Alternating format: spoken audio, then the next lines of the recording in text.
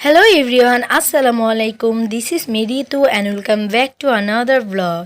তো গাইস আজকে হচ্ছে ঈদের দ্বিতীয় দিন আর আজকে আমাদের কোথাও যাওয়ার কোনো প্ল্যান ছিল না। তো বাসায় বসে বোর হচ্ছিলাম। তো আরোহীর পাপা বলল যে চলো তোমাকে বাইক দিয়ে একটু ঘুরে নিয়ে আসি। তো যেই কথা সেই কাজ। আমি আবার ঘুরতে খুবই পছন্দ করি। তো সাহেব যেহেতু বলেছে যে আমাকে ঘুরতে নিয়ে যাবে, তো আমি তাড়াতাড়ি রেডি হয়ে নিই। তো রেডি হয়ে চলে যাই সাহেবের সাথে ঘোরার উদ্দেশ্যে। আরোহীর পাপা বলছিল যে যেহেতু ঈদের দ্বিতীয় দিন রাস্তা একদমই ফাঁকা থাকবে, তো চলো আমরা একটু বাইক দিয়ে ঘুরে আসি। তো আমাদের কোনো প্ল্যান ছিল না আমরা কোথায় যাব কি করব, তো বাইক নিয়ে বের হয়ে গিয়েছি।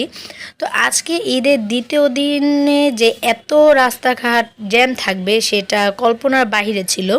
নব থিয়েটারের ওখান থেকে নিয়ে জিয়া উদ্যান পর্যন্ত অনেক মানুষের ভিড়। তো আমরা প্ল্যান করলাম, পাপা বাইকের মধ্যে ডিসিশন নিলাম যে আমরা জিয়া উদ্যানে যাব। তো জিয়া উদ্যানের ডিসিশনটা নেওয়া আমাদের অনেক বড় ভুল ছিল, বিকজ আজকে জিয়া উদ্যানে এত মানুষের ভিড় ছিল, এত মানুষের ভিড় ছিল, আপনারা আমার ভিডিও দেখে বুঝতেই পারছেন যে আমাদের ব্রিজের থেকে যে ভিতরে যে আমরা ঢুকবো ওইখানে আমাদের ঢুকতে প্রায় আধা ঘন্টার মতো লেগে গিয়েছে। আমাদের কোনোভাবে পায়ে হেঁটে কষ্ট করে যেতে হয়নি, পিছন থেকে মানুষ ধাক্কা দিয়ে দিয়ে আমাদের এগিয়ে নিয়ে গিয়েছে, এমন একটা অবস্থা। এত মানুষের ভিড়, চারপাশে এত মানুষ, মানে সবাই বেগম খালেদা জিয়ার কবর জিয়ারত করতে এসেছে। তো তো যাই হোক, আমরা মানুষের একদম ভিড়টির ধাক্কা টাক্কা খেয়ে তারপর কোনোভাবে ভিতরে গেলাম। তো যে দেখি যে বেগম খালেদা জিয়া এবং জিয়াউর রহমানের কবর একদম একসাথে করা হয়েছে। আগে তো দুইটা আলাদা আলাদা ছিল, এখন দেখলাম যে একসাথে করা।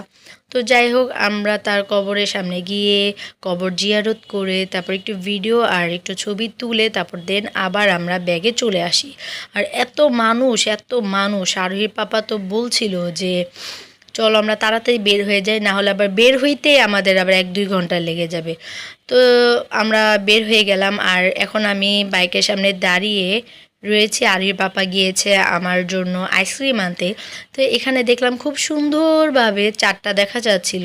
তো আমি আবার চাঁদের একটা ভিডিও করে নিলাম, ছবি তুলে নিলাম। আসলে ঈদের চাঁদটা দেখতে না খুবই সুন্দর লাগে, তাই না? তো এই তো আমার সাহেব চলে এসেছে আমার এবং তার আইসক্রিম নিয়ে। তো আমরা দুইজন বসে একটু গল্প করছিলাম, আইসক্রিম খাচ্ছিলাম। আর আমাদের দুইজনের না কোনোভাবে একসাথে সময় কাটানো হয় না।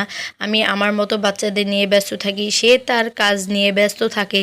তো এতদিন পর দুজন একসাথে একটু বের হয়েছিলাম কিছুক্ষণের জন্য। আর তাড়াতাড়ি বাসায় যেতে হবে, বিকজ আরোহী এবং আয়াত পুরো বাসায় একা।